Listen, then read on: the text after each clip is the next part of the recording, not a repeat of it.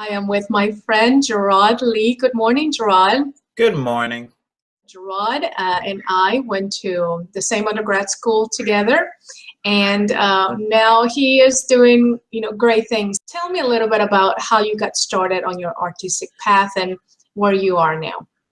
I started classically. I started learning classical music as a junior in college. I knew that I wanted to be in music. It was not my first love. My first love was writing. But music is the thing that paid the tuition. So I got into music and I started out at a community college. I did that for 2 years, and then I transferred credits over into a 4-year institution and decided to go fully classical. So originally it was gospel music, and then it switched over to classical, and I've been with it ever since. So presently, I'm flexing my writing side as a learning librettist, but also really enjoying this process of learning more about being an opera singer and what it means to be an opera singer in today's world. So where do you live right now, and what kind of organizations are you involved with?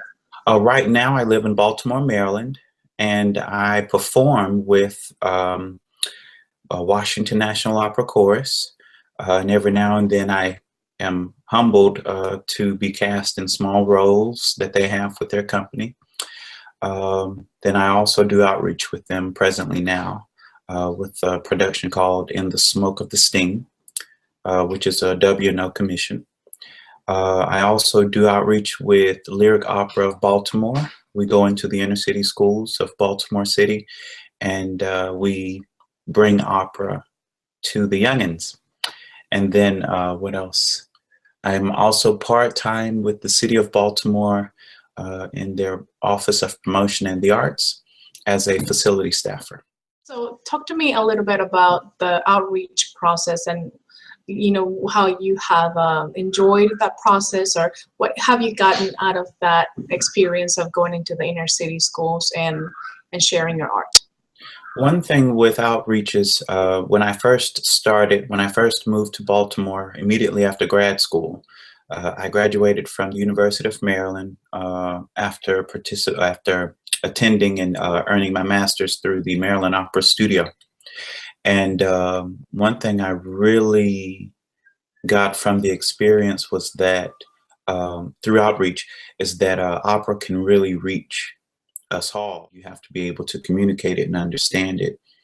And having them there gives you some objectives. It gives you a focus on how to land certain things in your music. Can you think of a defining moment? You told me that you started in gospel music, and actually the first love being writing. So can you think of a defining moment that made you choose opera? I remember I was in a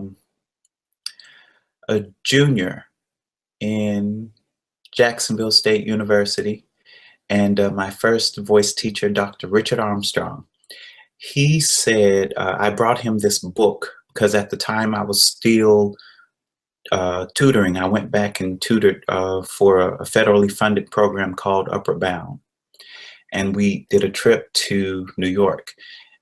And I had this book of, I think, 21st century or 20th century opera singers.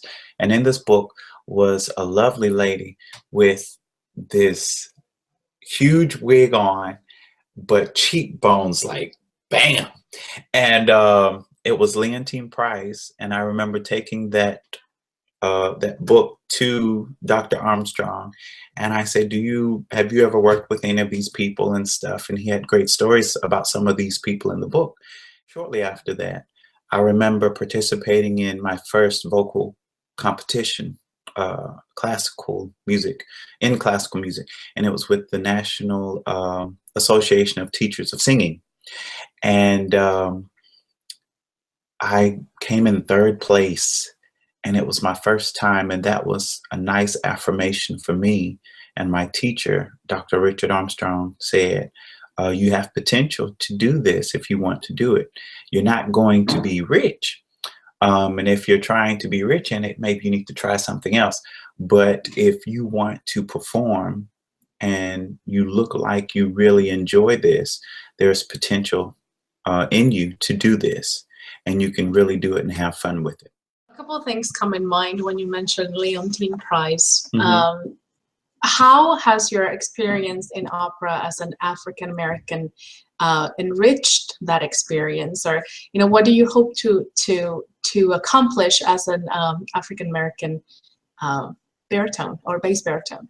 When I first started learning music classically and learning how to what the voice lessons were all about, what art songs were all about, one of the things that helped me was to be able to visually see someone similar to me, whether it was gender or whether it was color. And so for me, it was Leontine Price, because she wasn't on the cover of that book that I purchased. I just thought it was a nice book.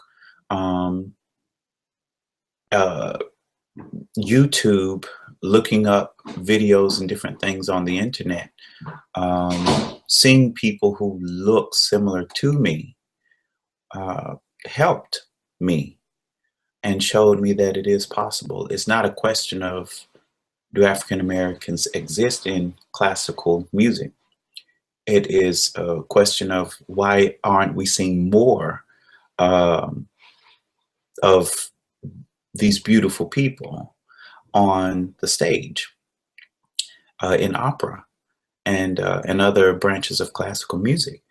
And for me as a Black man in opera, I love it because I feel like I can show a different side to it.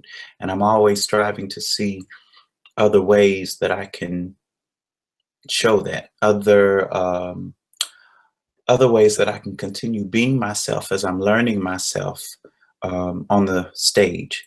So to not be afraid to be authentically me and live by those definitions that I have for me as a person and as a Black man in opera. There are certain rivers that we still have to cross as performers of color, especially in an art form that is primarily European, especially when you're dealing with marketing and advertising. Whenever you see something relating to the art form, it is not so much reflective of me. So when I look at an opera ad, I may not see someone who looks like me. So there are some boundaries that still need to be crossed. I'm still going to make sure to be professional, to sing, to be on my game, to be socially aware of what's going on in my world today, and to use all of these things as influences and tools when I bring them to the stage. There are many ways that we can go against these things. We can get into administrative positions. We can become librettists. We can become composers to really tell our stories. We can facilitate some type of a relationship with people who want to donate financially or of their time to make sure that the art form survives, but also that the art form has a variety of faces when we put it out there to the public. So there are many ways that we can go against, we can break more boundaries. I think a lot of boundaries have been broken, but we're still dealing with issues of people, the gatekeepers, being very selective in how they present certain things. I'm always trying to find ways to help out younger people who are in colleges, especially those of color, to make sure that they understand the world that they're about to get into. I love sharing information as I'm learning so that they will be able to take it with a grain of salt and decide what they want to do based upon what they want and how they're going to get what they want. I think it's important that if you see a lack, that you try to become that change that you want to see.